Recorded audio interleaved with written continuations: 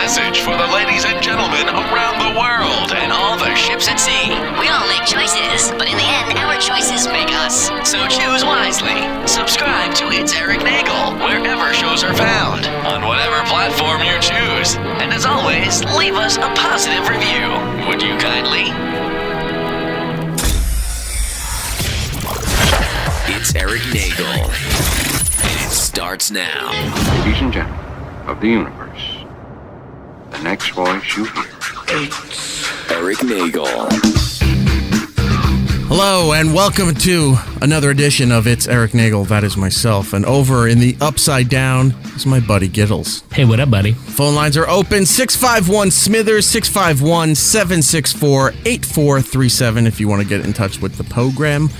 And it's Erik Nagel across the board on social media. That's another way to follow us, to get in touch with the show, to see what we're doing when we're not doing the show. Like us on Facebook, subscribe to us on YouTube, and thank you very much, by the way, for the people who have come in to help us with the subscription thing for YouTube. We're trying to get it up to 1,000 because it opens up a couple other tiers for us to do some stuff with, and we're almost there. So if you haven't subscribed already, we're under the whole campaign of set it and forget it. Just go subscribe to it if you could for us, please, and then you never have to deal with us ever again. Just click it. Yeah, unless you want to. We are sans Trevor. We are sans Matt OG. A lot of feedback for last week's show, by the way. All four of us back together again. People were very happy. Happy to hear Trevor back. Happy to hear Matt OG back. It's always fun to get the band back together, you know? It is. Matt sounds so much happier doing these other projects that he's doing now. He's like a totally different person. Well, he gets to, do whatever he wants. He can talk about whatever he wants, and he's running his own show. So it's like when you're running your own thing, it's pretty nice to be the boss and be like, this is what I'm doing today. This is what I'm talking about. This is what I'm doing. Like, it's fucking great. The only thing you have to, I've been reading up more, is the only thing you have to sort of be structured with is that you have to commit to certain days and times, like a television schedule. So you can't just, I mean, you can go on willy-nilly, but that's got to be treated as like bonus content. You know, if you just turn it on and say, hey, I felt like doing this today, so I'm going to do it. But you have to have some set programming schedules so people know that, like for Matt's channel, he's on Monday nights and Thursday nights, I think. Yeah, I think he's on tonight. Right. So he has those set times, but then he'll pop on and say, hey, I'm reading this book, let's talk about it. Or, hey, I'm not doing anything important. And he'll start playing video games. I think he was playing Spider-Man the other day. Fun thing with helping Matt out with his stuff is he asks, he's like, hey, do you think maybe you can, tweet this out or put this out there? Because when we do that, more people go over to his channel. So I always post lies about Matt. So with the link to his channel. So he was playing Spider-Man on the PS4 the other night. He's like, hey, if you could, I'd appreciate it. Yeah, no problem. And I said, Matt found the X-Force suit for Spider-Man. Take a look. And some people were like, there is no X-Force suit. Spider-Man wasn't part of X-Force. I said, no, it's in the game. See, and here's the thing. Like, I didn't know that, and I knew he was playing Spider-Man, so I just thought you were like legitimately saying that he achieved something. I was like, oh, cool, good for Matt. I didn't know. Yeah, I always make stuff up, so when they go to look, I'm like, what are you talking about? Because then it gets eyes on his channel, and apparently there's different goals and that you can personally set, or that you can set, or that Twitch has in place, where if you just get enough people in there, it doesn't matter if they stay long. It's like radio, just get in there and count it as a unique click, if you will. But the TSL or TSV, time spent viewing, on it is a whole other goal. But just if you're looking to just get enough eyes in there and say, hey, you had about 100 people in the first hour, then that's what I'm trying to do. Good for him. But other projects coming up, give me an update on what you're doing with the Giddles channel. In a little bit of a holding pattern right now, because I got to save up a little more money to get some other things. So looking with like the way things are going right now, looking towards like mid-April-ish launch, because I just wanted to be all set. Still waiting on like getting these graphics that I'm working on approved and like trying to get another camera. Right. It's just a lot more stuff to set up than just like a regular talk show. So it's just like every time I look at something, I'm like, oh shit, I need this. So it's just, slowly piecing it together, but I'm in no rush. I want to do it right. I don't want to fuck anything up. But like you said, I want to have it set schedule when I start. So it's not like, hey, here's my first show and how are you going to catch me again? So I might actually start doing a little gaming streaming in the meantime, because that's a lot easier to start doing because I already have that set up right now. Right. But the cooking thing is going to probably be around like mid-April at this point. All right. Realistically. We're not going to give up many details of what is actually going to come of his channel, but behind the scenes, we've all been talking and seeing what Brian's been doing and helping him out. And for what you're looking to do, here's the weird thing about this. When you go to launch your own channel, just to get an idea, like for anyone who doesn't know, just go on Twitch and there's a food and drink section, and you can like watch people's channel, and it's like it's almost like watching the local news. There's like 3 or 4 different cameras set up where you see people chopping, cutting boards, stirring, and then some of it is just as simple as somebody turns their phone on, like it's a FaceTime thing. Yeah, but that happens too. You kind of want to, if you have the ability and the means to do so, if you can start off at a higher level. Yep. I mean, you don't need to have $1 million equipment to do all of this stuff, but if you can set yourself at a higher level to start, there's nothing wrong with growing in from something simple and building it to be more complex and fancy. But if you have the means to start at a certain level, why wouldn't you? Like, you know what? I could start now and it kind of looks like this. Or if I wait a few more weeks, I could start it here and I'll have this. Exactly. And that's what I'm doing. Because I've I said, I've been doing a lot of research and watching other like cooking shows on there. And there are some people who are like genuinely interesting who are cooking, but their setup is so bad I can't watch it because it's like dark. It's not lit well. They have a bad camera. They don't have a good mic. Right. But they have like good techniques and they have an entertaining show. It's just hard to watch because it just doesn't look right. But I will click on anything that looks sort of professional. Like if it's well lit and I see someone there like talking to the camera, like I'm going to totally click on that video first. And I know that other people are doing the same. So I want to be in that position where someone sees my video, even if they don't know me, they'll be like, you know what, that looks like it's professionally done. I'm going to click on that. Right. And that's the game. We've been told for a while about starting up our own independent channels. Like we're going to launch one for this show fairly soon. And Matt's got his going. You're going to have your thing. And doesn't mean we're going to stop doing this show, or doesn't mean Matt's going to stop doing, his other program. But it's in addition to all of these things. So a lot of people do like our show, but if you want to see a little bit more from, each of us, you can go and pop onto one of our other channels there to see what's been going on and what is going to continue going on. We're going to come up with different things for these new channels.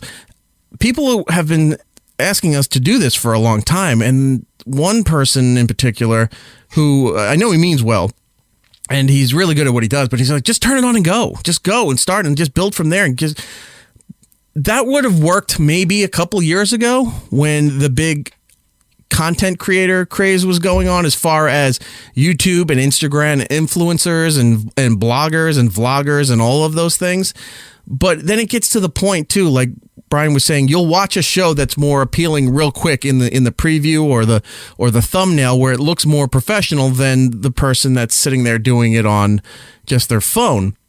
Now, again, nothing wrong with that. You work with what you got, but it's a lot of it is perception, especially for people who don't know who you are or what it's about. It's shopping, pretty much. You got to make it look nice, and so they click on it, and then you got to have the content to keep them there. But like you were saying with the numbers goals too, is like I'll click on channels where it shows there's a lot of people watching too, because that means that like maybe this is an entertaining show. Like if they have a lot of people watching, like that's good. That means that there's probably something there worth watching. But I have clicked on some streamers who are just starting, who only have like 2 or 3 viewers in their room, and I've sat in the rooms with them, like just like chatting and stuff, and they're like pretty cool people and they have good ideas and they're working on their things. So everyone starts somewhere, and it's just about getting your face out there, getting your name out there, like selling yourself. Right. Well, point being that was, people are saying we should set this up and just go on and do it. There's a weird balance that you have to keep in mind now, because the old adage was content is king, and it is. But when there's so much content, it's hard to stand out from the crowd, which is what the internet, which is what podcasting, which is what YouTube has done to a lot of professional programming industries, that anyone can do it, and it takes so much to put something of real quality together. You can just go and start, and maybe that'll work for you, and God bless you if it does. But if you have a vision in your head and you want to start off to represent yourself properly. It takes some time to put all this stuff together. So just going and starting now is not really going to help in some cases, where everyone thinks they can do a podcast because they listen to talk radio growing up, or they listen to comics, or somebody that does a podcast, or a younger generation that sees all these YouTube bloggers and they go, oh, I'm going to do that too. So they go and they start their own thing, and which is fine, not discouraging that, but it's going to take a lot. It's going to look not as good as the people who've been doing it for a while, but people are delusional, thinking that if I just go do this, it will translate into this polished model. Yeah. And it's like, it doesn't work like that. You really got to work very hard and hone on. All these YouTuber people spend their entire life recording themselves. They're their own reality show. Pretty much. They're exhausted. They're constantly taping themselves. Then they got to edit everything and put it up together because they don't have a huge staff. They have maybe a friend who's also / an assistant and a photographer or something like that. But most people don't have the money to even pay their friends just to do these kind of things, or their friends even wanting to do these things. So you got to really just put the time and the effort to make it look nice. And what Giddles is going to come out with very soon, I'm very excited about. I'm very hopeful that it'll do very well, because some of the things that you showed me a photo, I don't want to bring it up, but you showed me a photo of something that you were doing makeshift, and then you said, oh no, the full thing is here now. And I'm looking at that like, I've never seen that with a cooking show. I've seen it with plenty of other things, but I'm interested to see how you take that concept and work it into a cooking show, which will be a lot of fun. Yeah, so. it's gonna be interesting. I'm gonna try and keep it entertaining. I'm gonna take viewer requests, like people want stuff like a recipe. I'm gonna do different shows like under $5 meals, and just techniques and fancy meals, and trying to figure out little like bonuses if people donate a lot of stuff. Because I've seen like channels where people are like, oh, if you donate $5, like I'll do this. Not like a little circus monkey, but like certain things that people do. So I have to like just keep doing some more research on stuff like that. It'll be fun. Oh, donate $5. I'll hit myself with a pie. There you go. Not gonna happen. Moving on from all of that. How was your weekend? The past week was St. Patrick's Day officially. It sure was. At least in the United States, people start celebrating St. Patrick's Day in the end of February, and then it goes every weekend depending on the region or your town. There's always St. Patrick's Day bar specials or restaurant things going on leading up to the actual St. Patrick's Day weekend. I saw something online through Facebook that there's a St. Patrick's Day party coming this coming weekend, and it's the week after St. Patrick's Day. It's too many. It's way too many. And the big thing, did you do anything for St. Patrick's Day? What? No, I stayed inside. Like I didn't go outside. Like I'm not a St. Patty's Day guy. I haven't really been out like party drinking in a while, and like on the holidays like that, it's total amateur hour. Like, Yeah, I don't want to go out during that. Because just like we've said with Valentine's Day, any kind of holiday celebration, they'll have drink specials, but then everything else that you want to drink is going to be more expensive. Especially if you're in a restaurant, they'll have fixed menus. So you go to a place that you normally like to enjoy, and all of a sudden, here's our St. Patrick's Day menu. And it's usually just really bad corned beef and cabbage. It's bland. Every place starts doing corned beef and cabbage. So bad. And then people say, are you making corned beef and cabbage? No, not at all. No. Oh, you don't like corned beef? No, I do. On a sandwich at another time. I'm purposely not eating it today. I made a Sunday sauce. That's what I did. I spent the afternoon, I made a big pot, and I made a lot so that I could have some for dinner, and then I froze a couple of containers so that I could have it for weeks coming on. But I made a big thing with brujol and 3 different meats in the meatballs that I baked before I put them into the sauce. So is the Sunday sauce just a whole bunch of meats in tomato sauce? Like I don't know exactly what a full Sunday sauce is. Well, because I just kind of grew up with like just tomato sauce and marinara and then like Alfredo and vodka. Like I don't know what Sunday sauce. It sounds very fancy. If it was up to my dad, it would just be boiled pasta and a jar of ragu. Because that's all fancy. He eats white trash. I don't understand his palate, but that's what he does. So he'll only want ragu. Unless you make a really good Sunday sauce, he'll entertain it. But otherwise, he just goes for ragu, Franco-American, like the Wonder Bread, the really basic level 1950s future foods, you know. But that's what a lot of older generations were raised on. That kind of, that's what they know. You know, if you're a lot of people I talk to, they didn't have parents who knew how to cook. Like that's all they know for food. Yeah. You know, and it's kind of. I get it. I get it. But when you have the means and you're well traveled, how have you not expanded your taste to maybe acquire more meals in your repertoire there?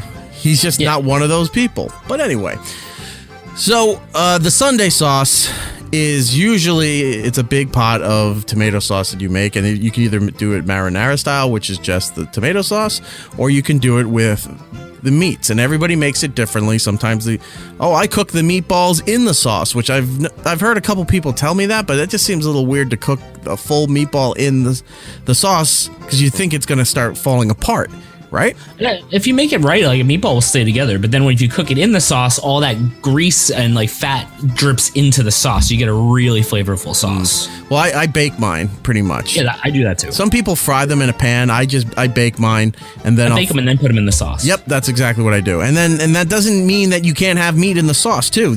Adding the meatballs is just a wonderful addition to what you can throw in there. So I had a beef bourguignon that I throw in there. Some people do pork, they do veal, they do all these kind of things. The meatballs had 3 meats already. It was a meatball mix that I got from an Italian place not too far from here, which was beef, veal, and pork. And the bourguignon I threw in there with some meat, other meat in there, and let it stew. And of course, you got your onions, you got your tomato paste, you've got your seasonings, if you will. What seasonings do you use? Do you use anything fancy? Do you mix it up? Do you throw something crazy in there, like cinnamon or something? Well, I'll tell you this. So I don't go the traditional route when people talk about their sauce recipes where they say, oh, did you put bay leaves in there? Or did you put full basil in there? No, absolutely not. I do, but not the full leaves. And the reason why is I get so skeeved out when you're eating some kind of sauce or a gumbo or any of those kind of things. You go to and then you got half a leaf in the soup or in the sauce, and it just freaks you out. I know it's there for flavor, but then take it out before you serve it, you know? Well, definitely bay leaf. You have to take bay leaf out. I mean, basil will just look like cooked spinach if it's in sauce. That's not a big deal, but bay leaf is it's hard. You don't want to chew on that by accident. It's not a pleasant thing to bite into, you know? And you don't want to... It's a weird texture. It's crumbly. It's ugh, I don't like that, no. And you don't want to see it floating. If you have it over pasta, I would rather have it be floating because then I can just pick it right out. But it still skeeves you out. If you had a soup or some kind of gumbo or whatever, and it's just floating there or laying on top there, you're like, oh, you do. Again, you do. Like you said, you take it, you throw it out, and you move on. Yeah. But when you serve it over pasta and you're winding up spaghetti, or I like to do angel hair, and you go do it, and then you stick the fork in to pull up, and then there's just a leaf hanging out of the big bundle that it drives me nuts. It's like a bird feather just hanging out of a bird's nest. Right. So I get one of those prepared Italian seasonings mixes where they just blend everything together. It's all chopped and ready to go. Dump that in. Of course, you have garlic you can throw in there. Some people put whole cloves in there to let it break down. I don't know why. Do you roast the garlic first, in the oven and no. I come from the school of 2 different things. Some people just will dice it, or what's the thing you put it in there to squeeze all the garlic? Mince it? The mince it, right? I will do. Remember in Goodfellas? Pressed garlic. Remember in Goodfellas, Paul Sorvino was sitting there with the razor blade? Yeah, like a madman. Slicing it so thin so that it disappears in the pan, but you still get everything. So I'll cut it very thin. I have a vegetable slicer that I'll slice it very thin and then layer it into the sauce. Or my favorite thing to do, and it's up on the Consumer on Instagram if you want to check it out, I will take pickle brine with the seasonings and pour it in there because it's amazing. Yep. I prefer for myself, I do either Vlasic or the Clausen's. See, I wouldn't use a lot of it. For me personally, no. I'll add red wine vinegar because it's almost the same thing because that vinegar it brings out the acid is what does it. In a tomato sauce, red wine vinegar? Well, yeah, but I mean, if you're putting pickle brine, it's the same thing. Vinegar is the acid, which is what makes the flavors really bright. Yeah, but red wine vinegar does have a different taste than than a white vinegar or a pickle brine kind of thing. Well, yeah, it does, but in general, it's still an acid, so it's still going to have the same kind of effect, even though it's going to have a different flavor. All right, but yeah, you could use red wine vinegar, or even just like using red wine. You know, that's what I'm going to get to. So I'll take and I don't use the whole thing of brine, no, but I'll take like a quarter or a quarter of the jar of the brine and pour that in. But then I'll either remove all the pickles and dump all the seasoning that floats at the bottom, all that into there. If you get the zesty kind, is even better. You dump that in there. And then I'll take some crushed red pepper. Yeah, there you go. Just throw it right in. And then I mix in some red wine. And I find that if you do, I'm not a big wine person, but a Cabernet is really good to use for this, especially the ones that taste too earthy, like you're drinking dirt. You know, that kind of wine. It's going to have like a really really rich, deep, rich flavor. Salt of the ground, salt of the earth kind of taste. Yeah, like a Bordeaux is pretty good. So I'll find a really I call it dirty, but a really dirty Cabernet Sauvignon, and pour that into there, and you stir to taste, and then you let it boil for a while. You come back, stir it again, taste it, and like, I could add a little of this. At that point, once you have all the basics in there, it's then you're just fine tuning it as you go for the rest of the day. The house smells like amazing. Pepper, salt, like just things, maybe a little lemon, like just something, and whatever you want. Go nuts, throw some stuff in there that you didn't think to try before. But I posted it online that I was making this, and I always have the problem that I love to throw out there because it's so polarizing and dividing this issue, where I say it's a sauce, it's not gravy. Because it's not gravy. Exactly. You'll get every Goomba in America, Italian Americans, who will say, that's how my grandparents came in. They came from Italy. No, they didn't. They probably said it to fit in when they came over to America because you jamokes were calling it gravy. Over in Italy, they don't call it gravy. When I went to Italy a few years ago, were you like gravy? No. That is a big faux pas when you go over there to Italy and you go to the really nice restaurants that make the pasta there. Like everything is fresh in the open. There's no refrigeration. You walk into the restaurant, there's just like a long display of ice with the fresh caught seafood of the day. And whatever's left is what you can pick from. If it's not there, then it's not on the menu. But then they have the machines in the back that you see where they're making the pasta themselves. So everything's fresh and ready to go when you go in there to order. But you look on every menu, and I went all up and down the East Coast, the West Coast of Italy. Nobody calls it a gravy. Some places don't even call it a sauce. It's called something. Forgetting what it's called, but most of the places it's sauce. There's a marinara sauce, there's a bolognese sauce, any kind of things that you want, all sauce. There's no gravy. This is a dumb American thing, a dumb Italian American thing where they call it gravy. And if you don't believe me, one, go to Italy, but two, look for the episode of The Sopranos where they have to go over to Italy. They're sitting at a table, and one side is the Soprano people, the Soprano guys, they're all right here, and the other side is the actual Italian outfit that the mafia deals with, right? And Paulie Walnuts says, "Can I get some macaroni and gravy?" And all the Italian guys just kind of leaning over, rolling their eyes, making fun of them in Italian. You're seeing the subtitles there. It's actually pretty offensive to people in Italy if you call it gravy. Is it, or is it just on The Sopranos it's offensive? No, apparently it is. A lot of people said, my grandparents came over from Italy and they call it that. No, they didn't. You just think that's the story. They look, people who came over back in the day to the United States did everything they could, no matter what region they were from, their old countries, wherever they are, to fit in to American life and standards, to make it easier on themselves, on their kids, on whatever. So they adapt to whatever was going on in the East Coast. And you get idiots who are calling it gravy, so they just assume that's what you call it, or they say it to fit in with Americans, because it's the same assholes that call mozzarella mutz. Ugh. And if you're getting me mad at that, good, you deserve it because you're stupid. It's not mutz. Oh, they go mozzarella. Italians don't call it mozzarella. There's an A on it. It's mozzarella. Mozzarella. It's mozzarella, like the bread, matzah. Nah, that's funny though. It took me a moment. I'm like, is it? Nope, spelled different. Anyway, yeah, I wanted to open a kosher pizza place called Mozzarella. Everything's a surprise in there, and everything is on a nice thin crust. nice and crispy. Oh yeah, thin crust. By the way, It's I'm done with thin crust pizza as a regular meal.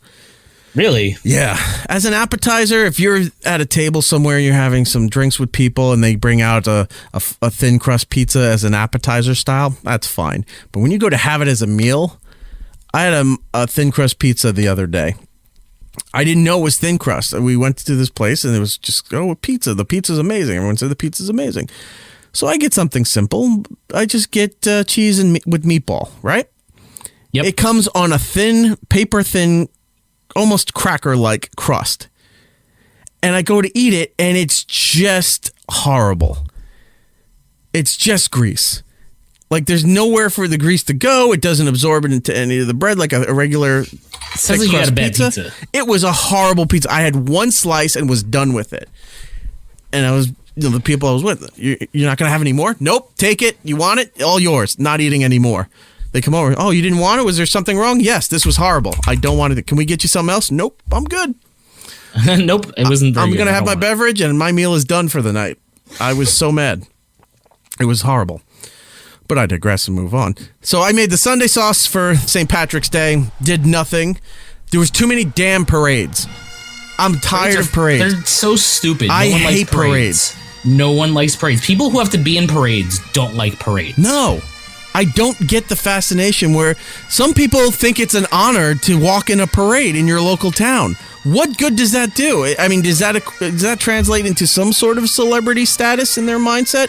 That I get to walk through here like I'm with the Lions Club or the Elks Lodge, and we're walking. We have a float, or we're walking in the parade, and then you got the high school band, and then you got neighboring high school bands in there. Yep. Here's the Girl Scout troop.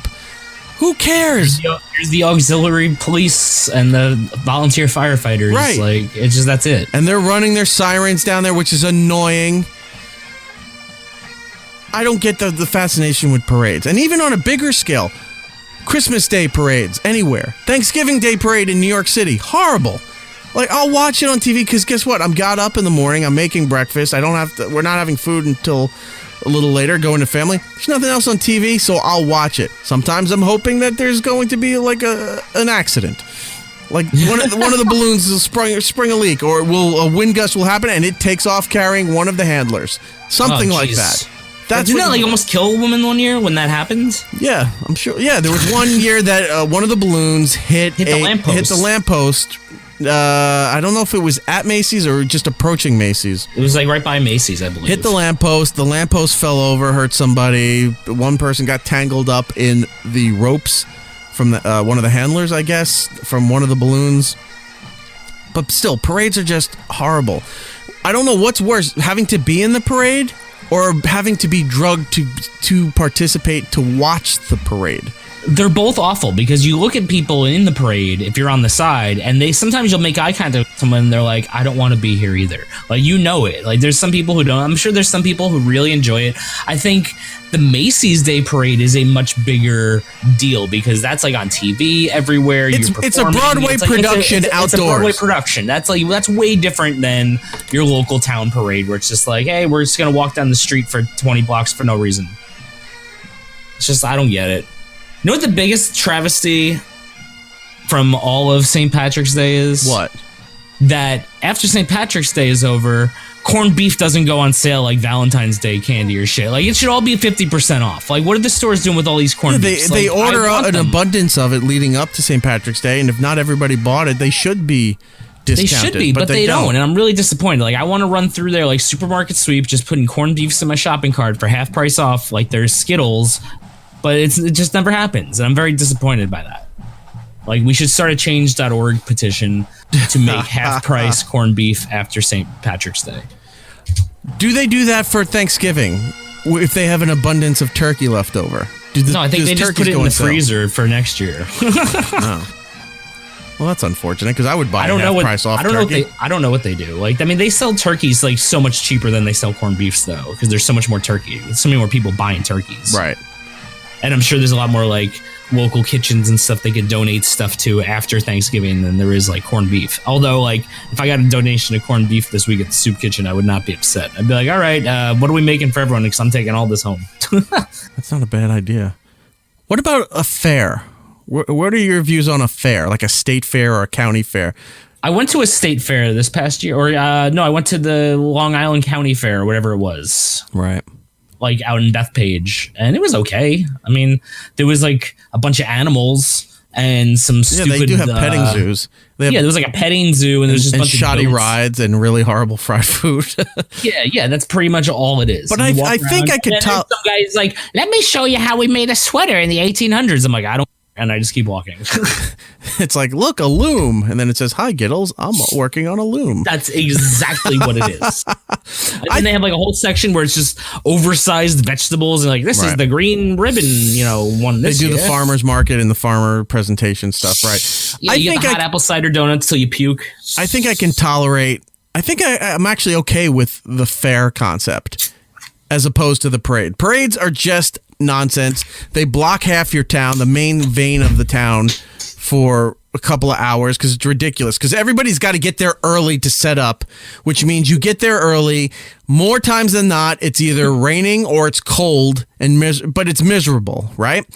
And you're at a parade. It's miserable just because you're at a parade. It doesn't matter the weather. You're already miserable. I'm just saying the startup of a parade, right? The people who have to be in the actual parade have to get there super early to wherever the meetup point is, right? And it's usually horrible food that they think is going to be, oh, no, we got breakfast. We're supplying breakfast. And it's just the big cardboard containers of Joe from Dunkin' Donuts, and some guy bought 50 Munchkins. And you think, oh, that's an acceptable breakfast, and I got to go march in this horrible weather for the next several hours. Because once it starts, it's still going to be another few hours before you're done. And then when you're done, they have something after. Well, they have something after the parade. It's just a waste of time. And if you're on the side of Main Street and you're watching these dumb jamokes running, walking down there, oh, look, some bagpipe organization that you've never heard of before, but apparently has a chapter in your town, is going to be performing as you go through. It's loud, it's annoying. And then you get some other idiot who's walking around with really bad tchotchkes and a cat in the hat style St. Patrick's Day hat. The big stick with all the cotton candy bags on it. Yeah, and the glowing bracelets and light sticks for the kids, or other weird trinkets that you would never buy anywhere. But now your kids are driving you crazy because they want that stuff because they're at a parade because they saw one other dipshit dad buy it for their kid, and it starts the whole thing going. It's like, I'm not paying $12 for this hat that you're going to wear for an hour and never wear again. Such a nonsense. Stupid. But a fair I can see being okay. The ones they have down south is like going to church. It's such an ordeal. They have bands playing. They have all kinds of contests. They have food cook-offs, which are great. Because one of them I went to in Florida. I don't know if it was a state or a county fair, but they did a big chili cook-off thing, which was awesome. You buy your tickets. You go around with your sample bowls, and you're trying all the kinds of chili. I know sometimes they have the hot sauce competitions. Yep. There's always some farmer guy Best selling show vegetable, selling really good farmers market produce. Sometimes you find an olive and pickle guy, and you go, this just made it all worthwhile because he has legitimate pickle barrels. Yep. How great is it to see just a stack of barrels, and you go through and you lift the lid and you scoop out your own pickles? They're usually the best. Usually, yes. I'm hungry. I don't want the turkey leg. And I also don't want... I started eating pretzels because we were talking about so much I also don't want like the Kool-Aid Twinkies or those Kool-Aid dough balls that they try to pass off now. Or the one guy that will fry anything for $1. Yeah, no. No. I am hungry though. I'm got to think of what I should... I haven't eaten yet. I got to figure out what I'm pretzels gonna do. right now. I know. I am very envious of you. All right, moving on. Some other news that came about, speaking of Florida decided to kind of wake up, if you will, and passed a law allowing medical use marijuana in the state of Florida, which is great because there's a lot of old people down there that could actually benefit from this. A lot of regular people, too, of whatever age down there that will benefit from the usage of medical marijuana. So this passes, and now they're already having their sights set on trying to make it recreational, which will probably take another couple of years. But you see the pattern. A lot of these states are looking at Colorado and Utah. No, did Utah do one? Colorado was the big state.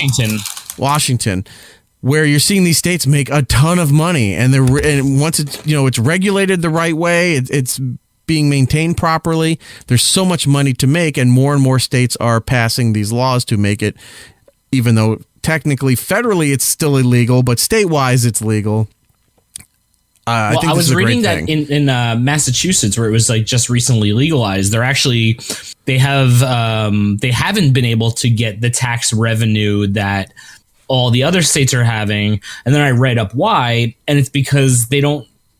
They're stricter about it being legal, so they don't have like locations everywhere where it's easy to get to where you can make tax revenue. They have like very few shops. They're like not close. They're spaced out, so you got to do it right if you're going to do it. Yeah, you do. Well, good for Florida, but that leads up to New York State, where there's some other things going on with Governor Cuomo, but tying it into the marijuana legalization, they're having budget issues now in the state of New York because of kicking out Amazon from their whole deal from the state of New York. So that didn't factor well for Cuomo's budget projections for what they were going to do. This was supposed to be a huge thing for the state of New York, and now it's not happening. So it was a bad deal. In retaliation to some of these things, one of the things he's now trying to take off the table is New York State was getting set to legalize recreational marijuana, and now he's pulling that. Sort of like if you're going to fuck me on this thing, well, guess what I'm doing to you? I'm going to fuck you on this. And he pulled that agenda off the docket, if you will, of things going into the next year, stuff to be voted on and approved. He's now toying with the idea of removing this whole thing. Well, he's so fucking stupid, dude. Like watching him bend over backwards to grovel, like sucking Amazon's dick. Like, get the fuck out of here, Cuomo. Like, you're a piece of shit. And now he's like trying to he's trying to do that with the legal marijuana. He's like, well, I don't know if we're going to be able to figure something out. You know, they still have a chance by June to vote on it. Right.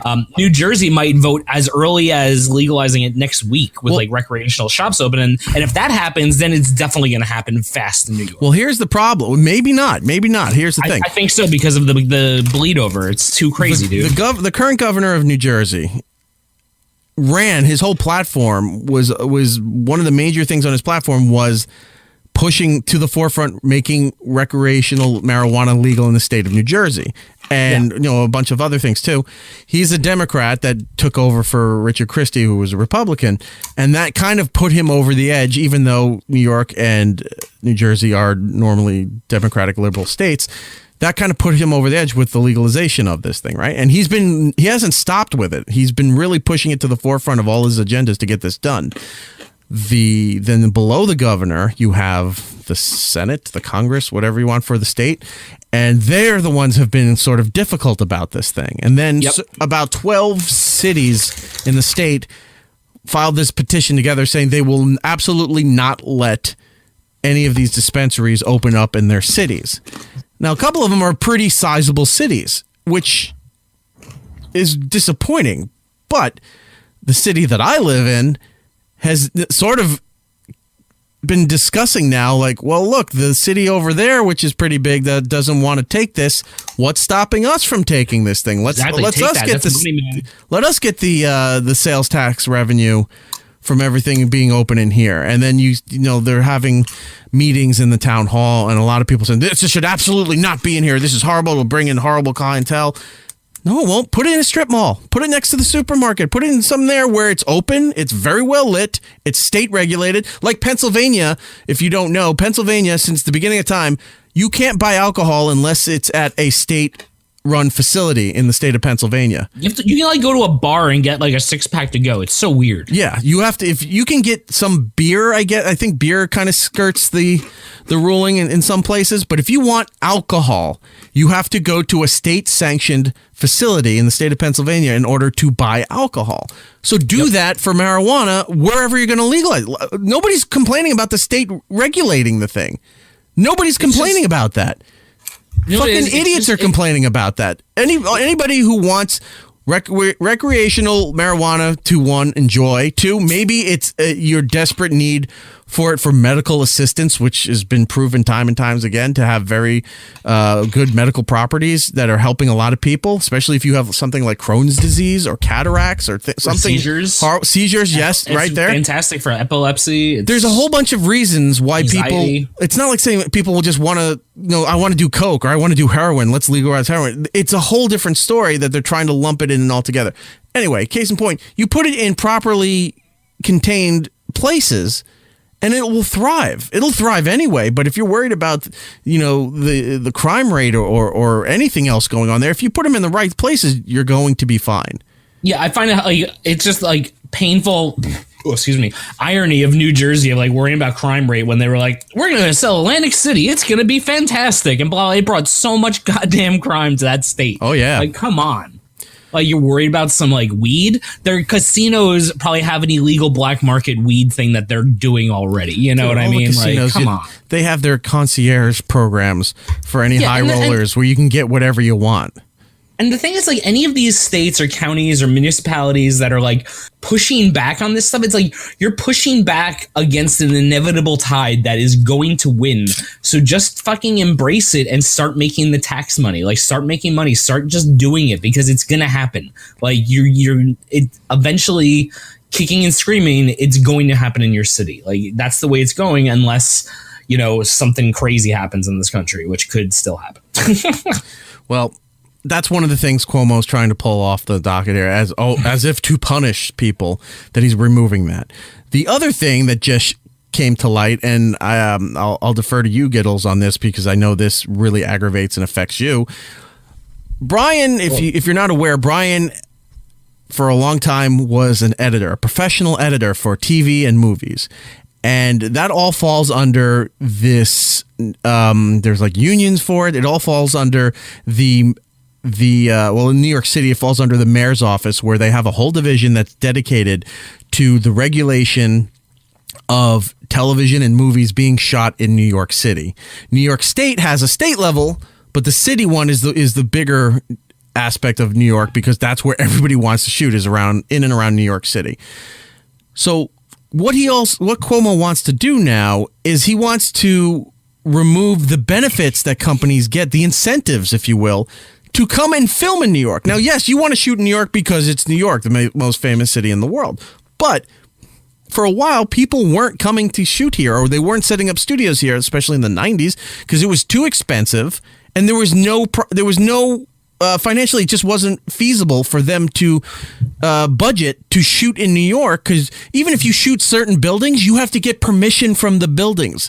That's the thing. Like, the New York City didn't have the infrastructure for it, because like a lot of people don't realize this. Like, you need that. Like, it's like you need transportation. You need to have like boarding off streets for shoots, and like there's so many things that go into a shoot. Police assistants, you need EMTs on call for, or at least one. You need all of those things. Child care, if you have kids on set, like if you shoot anything involving the Empire State Building, the Chrysler Building, these buildings have their own trademark and copyrights. You can't just shoot parts. Like, if you're panning over the city is one thing, but if you're shooting outside, in front, or the centerpiece are those buildings, they can sue you. You have to get permission and rights from every building that you're going to use specifically for your project. So this whole New York film industry that they have was a way to make it more cost effective, and in some cases below the normal rate of things, just so you could work in there, and that would cause it would create more jobs for your cast and crew that are working there, especially local businesses around there. If you go to this coffee shop in this area that you're shooting, or this restaurant, God, so good, yeah, right. So it's a thriving industry, and in the last more than several years. So in the last 10 to 15 years, more and more has been coming back to New York, because it all was in Los Angeles, right? Yep. The talk shows were all coming back to New York. The movie companies and television companies were coming back to New York. Silver Cup Studios over in Queens. If you're on the east side, you can kind of see it across the East River there. Has blown up, especially with shows like 30 Rock, that brought so much attention. They're doing gangbusters. They converted an old Grumman facility out on Long Island. I think it's in Bethpage. Yeah. That whole thing, they reconverted it, and they shoot you may not like the shows, but they shoot that Kevin James show that's on right now is shot there. There's some other TV shows there. Well, like my neighborhood, they film like every fucking show in my neighborhood. You're in like, almost every Marvel Netflix program. Yeah, like every Netflix show, every Marvel Netflix show is shot in my neighborhood. The Tick is shot in my neighborhood. Mr. Robot is shot in my neighborhood.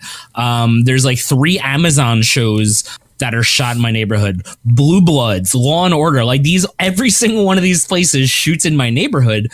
But the thing is, all that money from those shoots goes to all the local businesses. So the local delis, like you were saying, like the local bodegas, they're making money from all these shoots. So, it just seems really stupid of Cuomo to be threatening something like this. And he even said in the thing when he was talking about like dropping the tax bonuses, he's like, well, I don't see how this is any different than giving incentives to Amazon. It's the same thing. It's like, no, dude, these are like already established business here with an already determined effect on the economy. You're saying you're willing to stop that, knowing that it's making money and tax incentives just to spite people because they didn't want Amazon here? Like, go fuck yourself. Like, What a piece of shit. Like, dude, there's already a whole thriving industry here that you're going to risk just because you're so petty because you want Jeff Bezos' fucking dick in your mouth. Like, get out of here, dude. Well, we don't know if that's literally what he wants, but figuratively, he can't keep it out of there. Yeah, figuratively, you might be onto something. So here's the thing I don't get. I don't think it can actually happen. He's saying if he wants to pull this thing, and it'll cut like $470 million, I think is the tax incentive that is budgeted into New York State to allow projects to be shot here. It's New York State, it's not just the city. So it's like upstate where there's movie studios entire state, opening, right? Where there's movie studios opening in cheaper cities like Buffalo and Rochester because these industries now have to look at them being threatened when they weren't going to get anything from it to begin with. Like, come on. Right. So he's threatening this. Now, I'm being level-headed about it. I'm like, I don't think there's any way he can enforce this because, one, if the mayor, who also is a piece of garbage for New York City right now, but if the mayor can cause a stink saying you're going to damage New York City, which, no offense to the rest of the state of New York City is the big focus for the entire state. If you're going to damage New York Almost City, for the country. Yeah, if you're going to damage New York City, it's going to be disastrous for the rest of the state. It'll be disastrous for New Jersey. It'll be disastrous for Connecticut.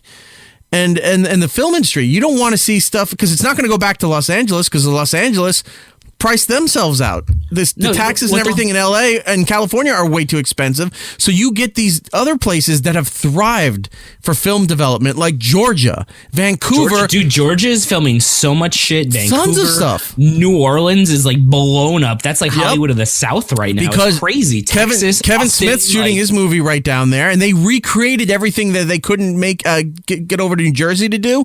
They built it down there. You know why? Because these cities see the impact of like those tax credits and how much money it brings, and they are willing to bend over backwards to do what it takes to cater to these people. And like I understand it because that like brings a general like a how do I say this? Just like a meaningful impact on the economy that you can see. Whereas, like, if, when you're bringing in Amazon or something like that, you can see the negative right off the bat of like, oh, these kind of businesses are going to have to shut. This might have to happen. This is why rents are going to go up. But you don't have the same when you're bringing the tax things to make people shoot there. Right. Like, they're bringing that money there and they're just spending it. They're spending so much money. And TV. And smarter spending, too. They have smaller budgets because they can do more and more. They can do more with having a lower cost and things being more efficient now, technologically wise. Technology-wise, sorry. Hiring people, local contractors and construction, all of those things. And again, the restaurants and coffee shops, everything that's within the area are going to thrive because this is a hot spot for filming. If you shoot anything in New York, right, it's very difficult to shoot, or it was very difficult to get permission to shoot things in New York because it was so expensive, right? So Vancouver, their main film industry in Vancouver is to replicate New York City. Oh yeah, so many things are shot in Vancouver and people have no idea. They think it's New York City. Just if you don't have to look for movies, but just on regular television, Supergirl, The Flash, Gotham, all of these shows are there that represent their fictitious cities, which are based on New York City. Deadpool, all shot in New York, in Vancouver, because there's areas of Vancouver and the highways that look like New York City. And if it doesn't, guess what? They built areas to make it purposely look like New York City, just so people will come and film their movies and TV shows there. Yeah, and then you have the bonus of going right outside Vancouver, and you're in like the forest. Like, you can film what any other scenes you want there. It's like a perfect location. It's like, well, we need to shoot New York and Seattle. Perfect. Vancouver. Why? Because you drive 20 minutes outside of the city. Seattle. There it is. There's the Pacific Northwest for you. Yeah, I mean, there was definitely scenes in, I think it was Dark Knight, where they like definitely shot in Vancouver. It was an overhead shot. I'm like, that's not a road I know in New York. Yeah. But they try. Yeah. But it's close enough, and you can suspend disbelief, because when you're watching the movie, you're thinking it's Gotham, which doesn't exist anyway, so who cares? Yeah, it's not a real city. So what do you think with this? Because I know this was angering you. I saw some of your posts about this thing here, but I can't see, he's threatening a bunch of nonsense. I can't see him getting away with this. I don't know. It just seems really stupid, and I feel like he's just being spiteful because of this whole Amazon deal. Like, right. I honestly, the way he's acting, it seems like there was way more in there that he's not telling the public, or things that maybe he banked on in the future thinking it was going to go through, and now it's not going through, and he's going to have to pay the price for it. Like, that's what I think happened. I think he was sitting there like he was counting his fucking hens before they hatched. Probably spending money he didn't have, like we all do when we buy, the $1 billion Powerball ticket, and then it didn't happen. And now he's like, "Oh, how do I make all this shit happen?" And I think that's what happened. And I don't know if we're gonna find that out yet. He's acting. Here's what's weird. So he's acting like he lit the house on fire, but it's not on fire. Like, you know what I mean? Like, there's something weird happening. Yeah, he's throwing these little temper tantrums, right? He's acting a bit like how Trump does, but. No, as far as the temper tantrums and being spiteful and some of that stuff. I mean, like, on a very minute scale. But he's a Democrat. Yeah. Who also doesn't get along with his own party, because he's constantly butting heads with de Blasio, who's the mayor of New York City. Also a Democrat.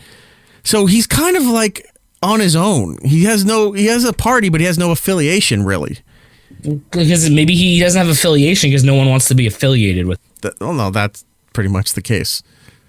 You know what I mean? Like, and the thing is, it's just, the Democratic Party is like the Republican Party. Like, there's Democrats, Republicans, and then there's every branch underneath that's encompassed by it. And right. Like, you'll get,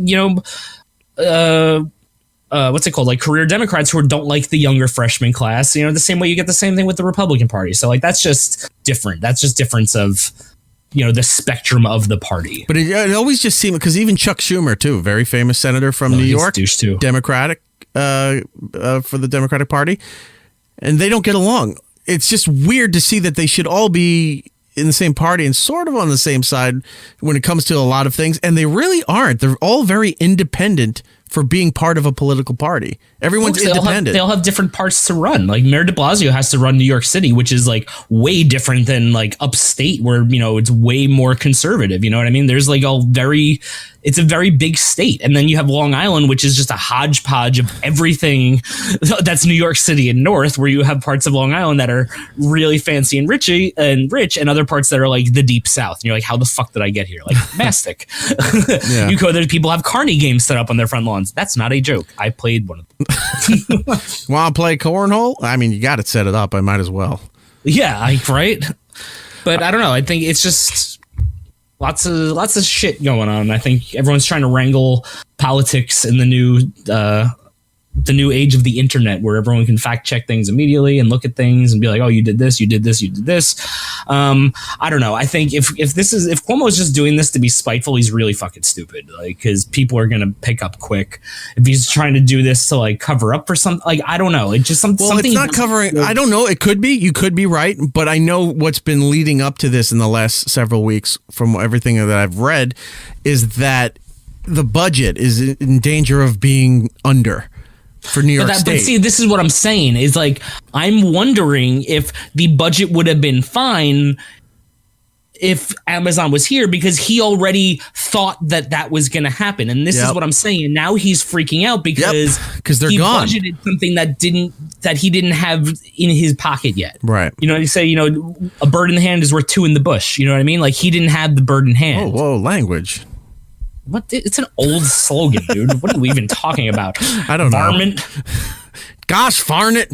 All right, so let's take a break. When we come back, we'll reset real quick. We got to just go over announcements for TV, movies. There's a video game announcement, which I think maybe we'll put off the Google announcement. Everyone's been talking about the we can Stadia. put that off because that just came out and like maybe next week we can get Brian Shea on and have him talk to him about this whole new console-less game system and what that could do for the future of games. Or is this just going to be another Google Glass fad where they come up with something shiny, everyone's like, oh, and then it really goes nowhere. Yeah, I don't know. All right, so let's take a break. When we come back, we have other stuff to talk about. We'll see you in a second. It's Eric Nagel with Erik and Giddles. More next. Dudes, what's up, dudes? Here to tell you that toilet paper, it stinks. And it's time you stop being so cruel to your ass and time to invest in freshness with Dude Wipes. Dude Wipes! Dude Wipes. They're flushable, fragrance-free wipes, dude-sized, specifically designed to keep your dude regions clean. They come in individually wrapped or in dispenser packs. I love the dispenser packs. They're great for traveling.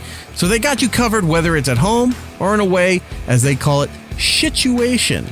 I kid you not. At the office, the bar with the boys, or in your own domain. Change your life and go to dudeproducts.com for everything dude. These should advertise on Bob Kelly's podcast because this would be perfect for dude. Also available now are Dude Face Wipes, which, again, I've tried those. They're amazing. Dude Body Wipes, have not tried those yet. And the Dude Powder, haven't tried it yet, but it smells amazing. Dudeproducts.com. Dudeproducts.com. Dude is in retailers nationwide, so use their store locator to find a location nearest you. Dude Wipes, dudeproducts.com. It's Erik Nagel. Follow the show on Twitter, Instagram, Snapchat, YouTube, and Facebook at It's Erik Nagel. Hey, it's Henry Zabrowski. You're listening to It's Erik Nagel. Hey, welcome back to It's Erik Nagel. That is me. And then the upside down is Giddles. Hello. We're back in segment two for this particular... that was almost there. Almost there. Looking at last week's box office. Where is last week's box office? Coming in number one, Captain Marvel. That's a shocker to everybody. Didn't see that happening. Making a lot more money than it made the previous week when it opened up. So all the money went to Captain Marvel. What was left over went to number two, Wonder Park, which is a brand new animated film for those of you who have kids. Was that the one with Johnny Knoxville? Johnny Wonder Park is the guy's name. Oh. No, that was Action Park. The one that he did that was like the dangerous ride. The New Jersey one, yeah. Yeah. No, this one is an animated movie with Matthew Broderick, Jennifer Garner, Jeffrey Tambor's in there, Kenan Thompson. Oof. Mila Kunis, Ken Jeong, and John Oliver. Well then. I'll wait for that to show up on Netflix and watch it for free. Number 3, 5 Feet Apart. Number 4, How to Train Your Dragon, The Hidden World. That one's been around for a long time, and that's still doing well. That's the third part of Dragon. It's an animated trilogy now. And number 5, Tyler Perry's A Medea Family Funeral, which I'm still surprised anyone cares about. Hey, it's in the top 5. I know. That means everything else in the top 5 was sold out. Opening up this weekend, this is kind of fun. If you were a fan of the movie Cruel Intentions, it's its 20th anniversary, and they're releasing it in about 800 theaters. Oh, wow. Look at that. So if you want to go and gain the movie experience, the theater experience again for seeing this movie, maybe you saw it in your junior high, high school, or college years in the 90s, and you want to feel nostalgic for it, not eclectic, you can go and see it in the theater. But also opening up is Us, the Jordan Peele horror movie. Yeah, I got my tickets already. I can't wait. Oh, you did? Oh, yeah. I bought my tickets like almost immediately. All right, so you're going to have to do a review for that for next week. I'm going to try to go this weekend if possible. But if I don't, at least you saw it. We can talk about it. I'm so excited. I cannot wait. This weekend. Next weekend, you have the live-action Disney Dumbo is opening up. Did they really teach elephants to fly? I guess so. And then a movie called Unplanned. I don't know what that movie is or if I really care to go see it. Well, they didn't plan it. It's just going to be in the theaters. It's just randomly showed up in theaters. Some guy just shows up. He's like, here it is. And then they like reel it up and they're like, all right, let's see what Other movies of note coming that are going to be opening in the month of April. On April 3rd, Shazam, the DC superhero movie. Shazam! April 11th, the Hellboy reboot, which don't know if I still think it looks shitty. I've been watching the trailer over and over, and I'm like, maybe this isn't going to be too bad. I took a picture of a giant poster they have for it here in the city. I'll send it to you. He kind of looks like Vigo from Ghostbusters 2. Oh, that'd be awesome if they did a mock thing for online where he's in the painting. Oh my God, yeah, that if would he had the horns in it, that would be kind of cool. April 26th, the big Marvel movie that everyone's been waiting for, Avengers Endgame. It's supposed to be the last Avengers movie for a while. So until what, Wave 7, where they're like, oh, now here's the B team for after Avengers Endgame, and they're gonna be like, here's Squirrel Person and Nut Girl. Yeah. Oh, jeez. Don't get Squirrel Person and Nut Girl next to each other. Yeah, it's crazy. Bad things will happen. And a corny joke. I don't know if you really care about the summer movies right now. It's still March. Summer movies? We still have John Wick 3 in May. I know. John Wick comes out May 16th. John Wick 3, because Jason Mantzoukas is in it, and I don't know what he's playing in that movie. I saw the posters. I saw they put individual posters, and it's he looks like such a dirty hobo. All the posters are not of John Wick. They say John Wick, but they're all people who have a vengeance against John Wick. Yeah. And the one with Jason Mantzoukas comes out, and he's wearing like a Dave Attell hat, like that dock worker kind of wool hat. Yeah, with like the big like trench coaty. Yeah, type it's like thing. purple. It's just very off brand for him. Oh, you're wearing a purple Dave Attell hat. Look at you. Maybe you're after John Wick. Purple David. I am. Oh my! Another secret just being revealed. Mason Spoilers. Skittles is in the movie. The rest of the movie stuff we don't need to talk about. But as far as the release is coming out, but a couple of trailers dropped this week, which were interesting. First one is Quentin Tarantino's new movie, Once Upon a Time in Hollywood. Did you see this trailer? I saw about the first 30 seconds of it, and then my subway train lost connection, and then I forgot to finish it. So okay, what did you think about what you saw so far? Then I thought it looked cool. I don't honestly know the premise, but I liked the way it looked. I think he's really good at capturing styles and times on film very well. So, I mean, it looks like the time period that it's supposed to take place in, but I don't really know what the plot of the movie is. The description for the movie is in 1969 Los Angeles, a former Western star and his longtime stunt double struggle to find success in a Hollywood that they don't recognize anymore. Cool. So it's like Quentin Tarantino's Pleasantville. Or it could be like, the Ballad of Buster Scruggs. He just walks in, he's on a horse, he's riding a horse in, he's playing the guitar, and then he starts, How funny it'd be if that's how the movie starts off, and he's like, God damn, those Coen brothers, they stole my idea, and then it credits his role. That's it. It's like, wow, this is his best movie yet. Yeah, that was really edgy. The full trailer for Toy Story 4 came out, and it's a lot of gloom and doom. It's not a very happy trailer. Well, I mean, they're on the fourth one, dude. How much longer can these toys live? They can go on. Toys don't age, and toys don't age out. No, they do. They don't. They can live forever. They can just keep going to different children. I saw a child in the store the other day saying, Mommy, this is last year's toy. Toys go out of fucking style. Out of style, but they don't age. So you can have those toys in other adventures. They can keep it going as long as it makes billions of dollars. They still technically age. Like, everything that's here ages, Eric, if we're going to get on an existential level. Woody, get over it. Andy died 10 years ago. Yeah, like, he's still going to talk in that voice. It's 2050. Like, 100 years, be like, what about Andy? It's like, what about all the other and grown up and died in that time? That would see now I want to watch Toy Story 5, like the long years. They find Woody in a landfill 400 years later. He's just recanting stories. Toy Story 6. That'd be so great. Toy Story 6. Billy's dead. Toy Story 6. My first trip to Mars.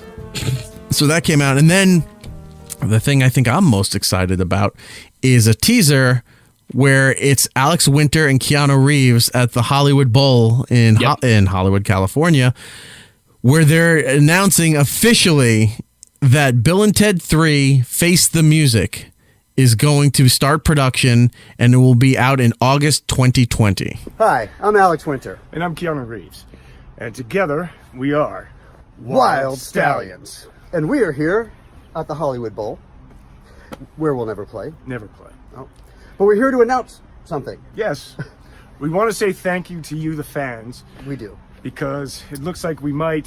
actually... hopefully... make a movie this summer. Bill and Ted 3. Face the Music. Yes. And it is all because of you guys, and so we owe you a huge debt of gratitude, and we wanted to say thank you. Thank you. And be excellent. Be excellent. Hells yeah. It was great. I'm usually not one of those people, like, because you know me, I complain a lot about people going back to the well with properties and shit like that. But this is like one of those rare exceptions where I'm like, you know what? I'm okay with that. Like, I wasn't okay with it with Dumb and Dumber. That felt weird going back to it. But Bill and Ted being on a time travel timeline where things can happen, like, it's cool because it does work and they can play with so much stuff in it. And I'm kind of looking forward to it. I'm wondering how they're going to handle Rufus since George Carlin passed. Well, they'll just go back in time. Oh, you're so smart. That's how they're going to handle it. Why didn't I see that coming? Oh, yeah, that's right. Obviously. Time travel. I can't wait to see what happened with the Church of Faith No More. No, what was it? This is the Faith No More Religious Society. Yeah, that's what it was. Moving on to Netflix, March 22nd, which is now. Holy shit, that's tomorrow. Today's. Depending where you are, it's a Bill and Ted situation. The timeline is all weebly wobbly.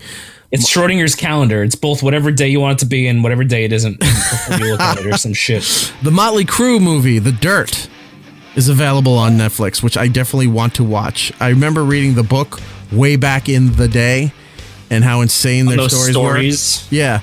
But here's something that's fun to think about. So when The Dirt came out, that was, what, 2001? It's probably like 2002, somewhere around there, right? It was the turn of the century. And that book came out. That book was huge. It was a monster seller. Everybody was fascinated by all the stories and the exploits that were being revealed in the book.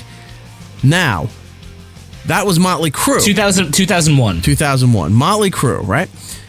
If other bands came out with a book of stories that maybe wasn't the Beatles or the Rolling Stones, if another current band came out with a book of stories like that, nobody would believe it. They would say this is bullshit or you're making this up, or they would be trying to disprove everything in the story in here. So it's just amazing that Motley Crue, of all people, come out with this book. It does gangbusters, and nobody questions any of the facts, if anything's factual. Yeah, no, I know, understand that. There's no way they anyone get a pass. would doubt anything in that book. They'd be like, yeah, I'm sure that happened. You know? Well, it was the thing that someone did, like, snorted like a line of ants. Was that in that book, or was that in the Ozzy book? That was Ozzy, I think. Oh, that was the Ozzy one. Okay. But either way, like, somebody, you hear that, and that wouldn't put it past you, you know? Was it Ozzy? I'm checking right now. Yeah, it was. On tour with Motley Crue. It's both. Okay. So on tour with Motley Crue in 1984, Ozzy asked Nikki Sixx for a line of cocaine. Hearing he had none, he marched towards a line of ants, brandishing a straw, and snorted the hapless insects up his nose. And then threw his hands up in the air and went, ah. So we were right on all accounts. It was Motley Crue. It was Ozzy. Because I think that story came out in that book, but it was a story about Ozzy. It was like a weird loop around. So that is out on Netflix. Go and watch that. March 29th, The Highwaymen, which is a take on Bonnie and Clyde with Woody Harrelson. That one looks pretty good. And then also this week we had the full trailer drop for Stranger Things Season 3. Yep. Now, when is it supposed to come out? July 4th. July 4th, okay. It's set in... I don't know what the year. 80s? No, I don't know what year it is, because the last one was... Couple years after. Okay, so because the last one was 84, because Ghostbusters had just come out. So this one is probably 86, right? I'm assuming it's like 87, 88. That far along, okay. Yeah, because of the music that was used in it. I feel like there was some like hair bandy type stuff that was like later in the decade. And also the way, like, because they're being marketed as teenagers, and the way there's a scene where he's like looking back at the picture of them as Ghostbusters, and they look a lot younger than they do. So I'm assuming that it's probably at least 3 to 4 years in the future. Okay, I'm looking it up right now for Stranger Things Season 3. Oh no, we're both wrong. It's set in mid-1985. Only a year after? Oh, geez, really? Yeah, mid-1985. That's actually kind of disappointing. I thought it was going to be a much bigger time. Which will have a heavy Back to the Future influence in it. I don't know how I feel about it. I tweeted about it the other day, and I don't know. I just feel like I wanted a little more of the trailer to show some sort of plot.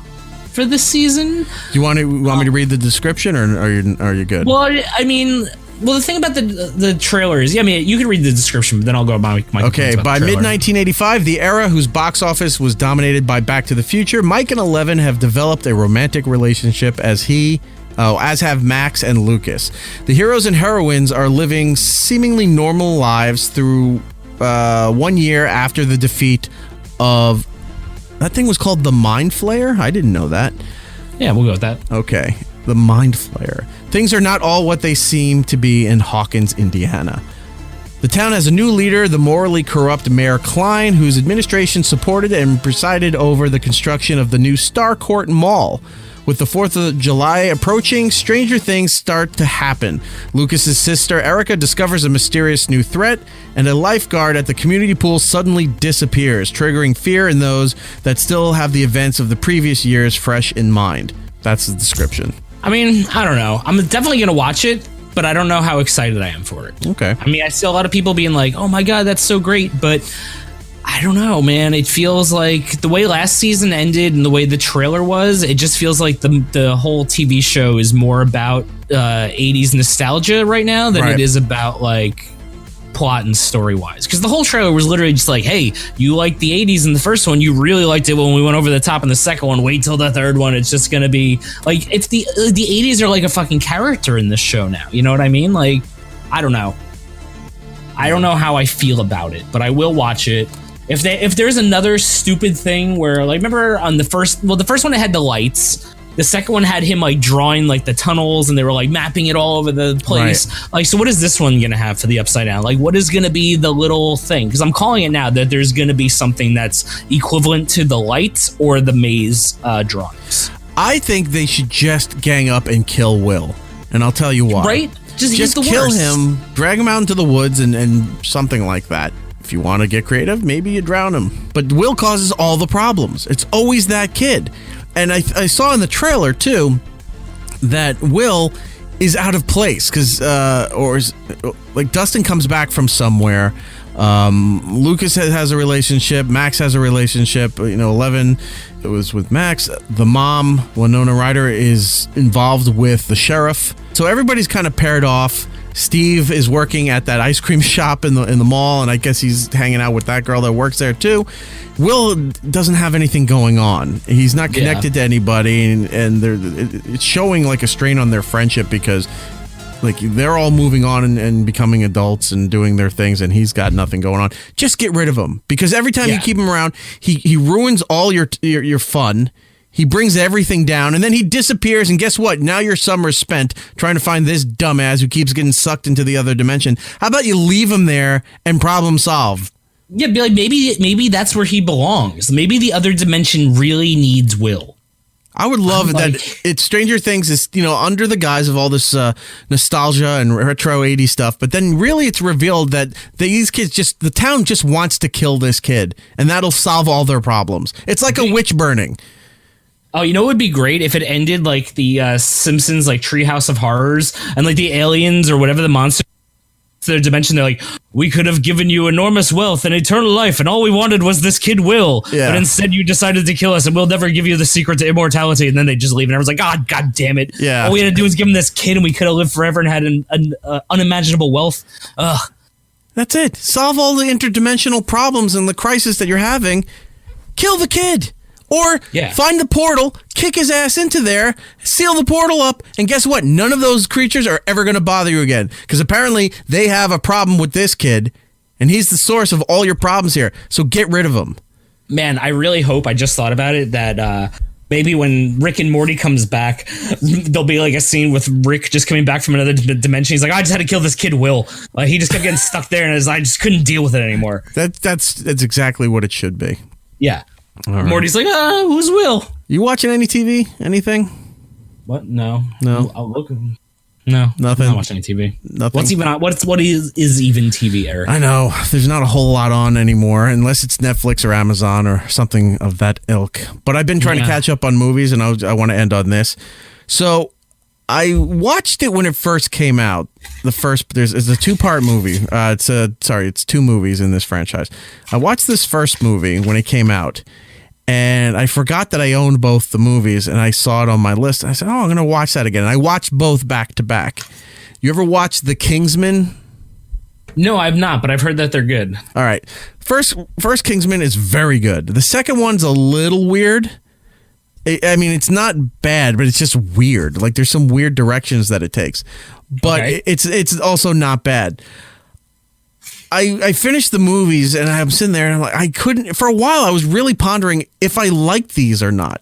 Like, were they just... Did I enjoy it because they were not your typical movie formula? Like, there's some really weird and crass stuff that comes out of characters that you're not expecting at all. And you start laughing because, wow, that would never be in a spy movie or an action movie or a James Bond movie, where the one girl that you saved that was locked up in a cave, and she said, if you save the world, she goes, you could do it in my asshole. And he just stops and looks at her. And you're like, okay. And then he runs off and tries to save the world. Oh, maybe I'll watch this movie. It sounds great. It's two movies. One is the Kingsman, The Secret Guard, or Secret something. I forget what it is. But it's the first Kingsman. The second one is called The Golden Circle. And I'm not sure if I like them. I had a good time. They were enjoyable. I'll say that. They were enjoyable movies. I'm still mulling it over if I liked them or not. See, that was my exact review of that Polar movie on Netflix. Remember I said it was a very enjoyable movie. Still don't know if I like it. Like, right. It's weird when you see a movie like that where you're like, I was thoroughly entertained, but I don't know if this was a good movie. Yeah, it leaves you with a bunch of question marks in your head. Like, I enjoyed the movie? Did I like it though? Would I watch this again? And then you have to share it with friends with the caveat of it was really entertaining, but I don't know if it's good. And people are like, what does that mean? I'm like, I don't know. Watch it and see if you have the same reaction. Because that's all you can say. You know what? You watch it. Tell me what you thought of the movie. Maybe I'm not thinking about this right. I haven't seen The Kingsman, but if you need me to watch it to give my opinion, I can do that. Are they on a streaming service? I'm sure they are. I'm sure you can get them on iTunes or Amazon Prime, something like that. Okay. I have them on where do I have them? I have them on Vudu because I got the digital copies. Oh. So it's all sitting on there. Which, by the way, July 2019, if you use Ultraviolet, if you bought movies that have the Ultraviolet certificates to get the digital copy, go to ultraviolet.com, log into your account, and associate your movies with a different service. So they have a big thing on the front screen telling you that even though your stuff is on Ultraviolet, they're working with these other services to migrate it over there. You just have to associate them. If you don't associate them to another service, you lose them. They're gone. But if you do, I associated everything that I possibly could to Vudu, and the other association is to Fandango Now, which is another app streaming service. I can't say Fandango without Fandango. It seems like a good enemy name, you know? I can't say Fandango without thinking of Fandango, the WWE wrestler. Oh, that was a wrestler named after a movie ticketing service? Yes, exactly. That's where this music comes from that you're hearing of Fandango. But let's lower that music. Ooh. And go into this music here, which means it's time for the plugs and time for us to get out of here. Giddles, what do you have? I got Giddle Base on the Twitter, Instagram, and Xbox Live. And this Sunday at Lot 45 in Bushwick, Brooklyn, I am competing in the Chocolate Takedown. So I am making a chocolate ice cream with double fudge brownies mixed in with it and a whole bunch of other shit. So come on out. Sunday, Bushwick, Lot 45. Yeah. That's all I got. All right. For me, it's IHeartRadio on social media and the Xbox Live, but more importantly, the show. It's Erik Nagel across the board on social media. Like us on Facebook. Subscribe to our YouTube channel. If you could set it and forget it, we'd really appreciate that. We want to just get it to 1,000 so we can do some other things with it. 651-SMITHERS is the phone number. 651-764-8437. You can leave a message for future programs if you feel inclined to do so. I think that's it, right? I'm not seeing anything else here. No, I think that... Oh, wait, I have one more thing. My buddy Dave Landau, who's a comedian, and I work with him over at Compound Media, wrote, shot, and directed, and put out a movie that is now available for free to watch on Amazon Prime called The King of Detroit. So if you're looking for something new, something offbeat, go over to Amazon Prime right now. If you have the Prime account, it's free. If you don't have a Prime account, you should subscribe because That will help us later down the line when we start the Twitch channels. We'll tell you about that at another time. But go watch The King of Detroit if you can do that. All right, that's about it. Until the next time. Be excellent to each other. And have a wonderful time. And we'll be seeing you. It's Erik Nagel. Might I suggest watching a little more ESPN and a little less E? Alas, we're out of time. Follow It's Erik Nagel on Twitter, Facebook, and Instagram. For ways to listen to the show, go to itseriknagel.com. And remember to tell 2 friends so they can tell 2 friends. And they can tell 2 friends. And they can tell 2 And those friends. 2 friends And those 2 friends can tell 2 friends. Well, you get the idea. Keep it real, homies.